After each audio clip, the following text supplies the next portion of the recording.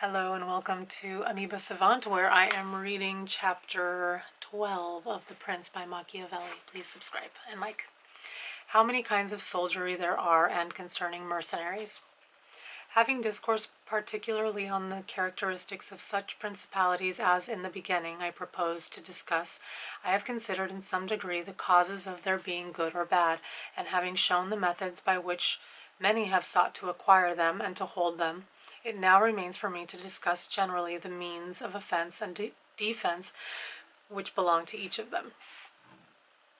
We have seen above how necessary it is for a prince to have his foundations well laid, otherwise it follows of necessity he will go to ruin. The chief foundations of all states, new as well as old or composite, are good laws and good arms, and as there cannot be good laws where the state is not well armed, it follows that where they are well armed, they have good laws. I shall leave the laws out of the discussion and shall speak of the arms.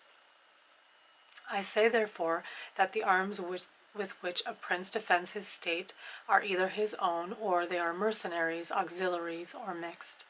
Mercenaries and auxiliaries are useless and dangerous, and if one holds his state based on these arms, he will stand neither firm nor safe, for they are disunited, ambitious, and without discipline, unfaithful, valiant before friends, cowardly before enemies. They have neither the fear of God nor fidelity to men, and destruction is deferred only so long as the attack is, for in peace one is robbed by them, and in war by the enemy. The fact is, they have no other attraction for reason for keeping the field than a trifle of stipend, which is not sufficient to make them willing to die for you. They are ready enough to be your soldiers whilst you do not make war, but if war comes, they take themselves off or run from the foe, which I should have little trouble to prove, for the ruin of Italy has been caused by nothing else than the resting all her hopes for many years on mercenaries, and although they formerly made some display and appeared valiant amongst themselves, yet when the foreigners came they showed what they were. Thus it was that Charles, King of France, was allowed to seize Italy with chalk in hand. And note 20, with chalk in hand, quote, col gesso. This is one of the bon mots of Alexander VI, and refers to the ease with which Charles VIII seized Italy, implying that it was only necessary for him to send his quartermasters to chalk up the billets for his soldiers to conquer the country. I don't know what CF means. The History of Henry VII by Lord Bacon. Quote, King Charles had conquered the realm of Naples and lost it again in a kind of felicity of a dream. He passed the whole length of Italy without resistance, so that it was true what Pope Alexander was wont to say, that the Frenchmen came into Italy with chalk in their hands to mark up their lodgings rather than with swords to fight. End quote.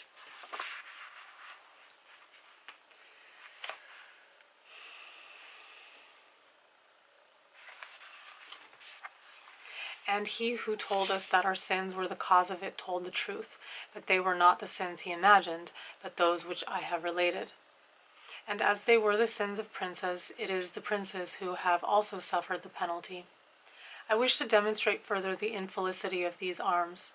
The mercenary captains are either capable men or they are not.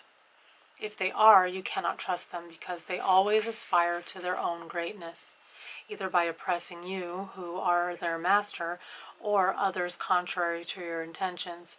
But if the captain is not skillful, you are ruined in the usual way. And if it be urged that whoever is armed will act in the same way, whether mercenary or not, I reply that when arms have to be restored to, either by a prince or a republic, then the prince ought to go in person and perform the duty of a captain. The republic has to send its citizens, and when one is sent who does not turn out satisfactorily, it ought to recall him, and when one is worthy, to hold him by the laws so that he does not leave the command. And experience has shown princes and republics single-handed making the greatest progress, and mercenaries doing nothing except damage, and it is more difficult to bring a republic, armed with its own arms, under the sway of one of its citizens than it is to bring one armed with foreign arms. Rome and Sparta stood for many ages armed and free. The Switzers are completely armed and quite free. Of ancient mercenaries, for example, there are the Carthaginians, who were oppressed by their mercenary soldiers after the first war with the Romans, although the Carthaginians had their own citizens for captains. After the death of Epaminondas, Philip of Macedon was made captain of their soldiers by the Thebans, and after victory he took away their liberty. Duke Filippo being dead, the Milanese enlisted Francesco Sforza against the Venetians, and he, having overcome the enemy at Caravaggio, here's endnote 21, Battle of Caravaggio, September 15th, 1448. Sorry, I gotta let my cat out. I wish she was a little more chill. I would show her to you, but she doesn't like to be held, so I don't. Caravaggio allied himself with them to crush the Milanese, his masters. His father, Sforza, having been engaged by Queen Johanna, here's footnote 22, Johanna II of Naples, the widow of Ladislao, king of Naples, Naples, left her unprotected so that she was forced to throw herself into the arms of the king of Aragon in order to save her kingdom. And if the Venetians and the Florentines formerly extended their dominions by these arms, and yet their captains did not make themselves princes, but have defended them, I reply that the Florentines in this case have been favored by chance, for of the able captains of whom they might have stood in fear, some have not conquered, some have been opposed, and others have turned their ambitions elsewhere. One who did not conquer was Giovanni Acuto. Footnote 23 says Giovanni Acuto, an English knight whose name was Sir John Hawkwood, which is really cool. He fought in the English wars in France and was knighted by Edward III. Afterwards he collected a body of troops and went to Italy. These became the famous White Company. He took part in many wars and died in Florence in 1394. He was born about 1320 at Sible, Hedingham, a village in Essex. He married Dominia, a daughter of Bernabo Visconti. And since he did not conquer, his fidelity cannot be proved, but everyone will acknowledge that, had he conquered, the Florentines would have stood at his discretion. Sforza had the Bracceschi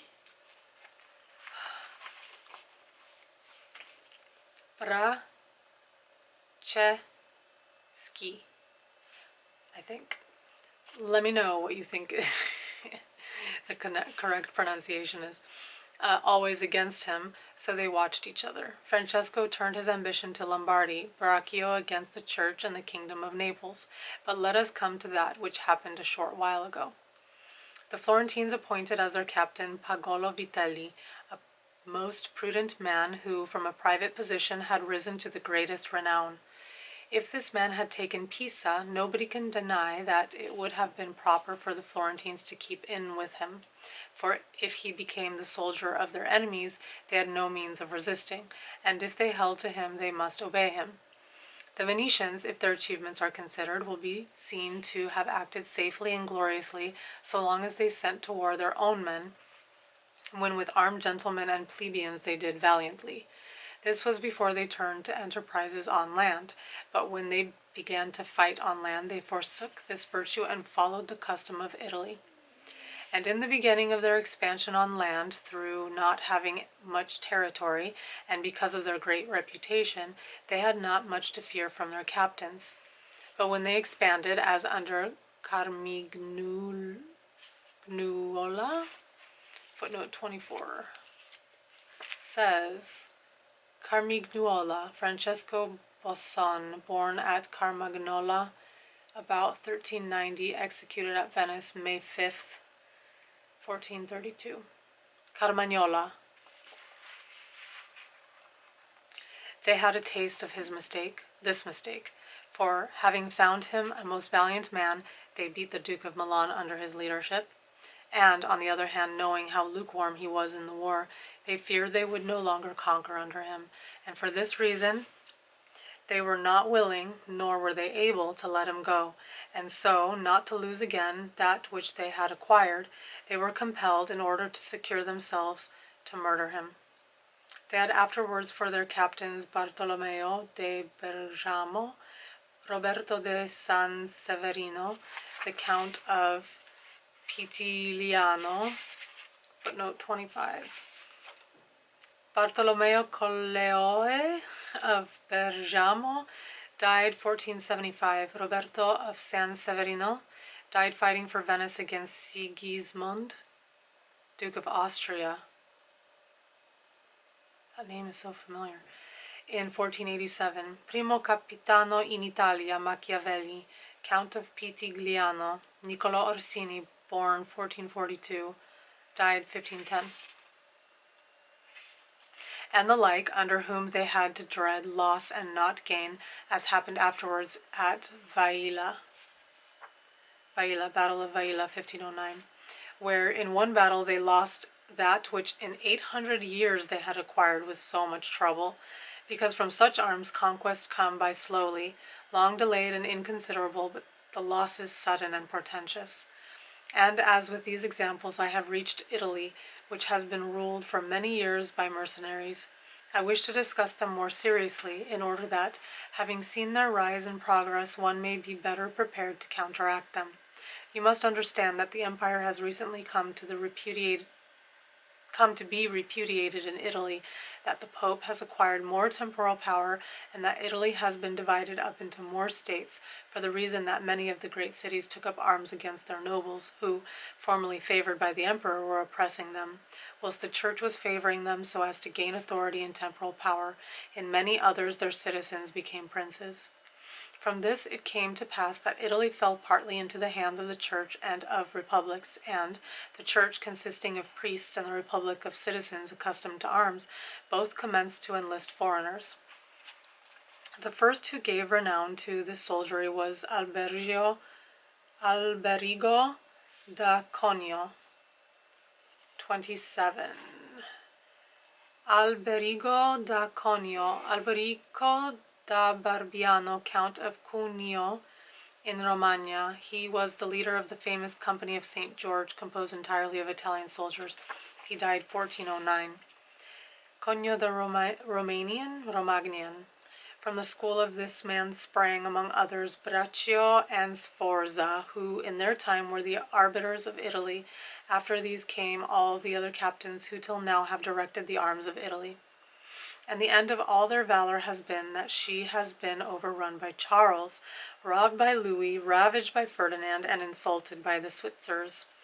The principle that has guided them has been, first, to lower the credit of infantry so that they might increase their own. They did this because, subsisting on their pay and without territory, they were unable to support many soldiers, and a few infantry did not give them any authority, so they were led to employ cavalry, with a moderate force of which they were maintained and honored, and affairs were brought to such a pass that in any army of 20,000 soldiers there were not to be found 2,000 foot soldiers. They had, besides this, used every art to lessen fatigue and danger to themselves and their soldiers, not killing in the fray, but taking prisoners and liberating without ransom. They did not attack towns at night, nor did the garrisons of the towns attack encampments at night. They did not surround the camp either with stockade or ditch, nor did they campaign in the winter. All these things were permitted by their military rules, and devised by them to avoid, as I have said, both fatigue and dangers. Thus they have brought Italy to slavery and contempt. Reminds me of Noah's Ark, and what happens if you don't build one before the rain comes. That was chapter 12 of Machiavelli's The Prince. Please subscribe and like, and I'll see you in the next video where I read chapter 13.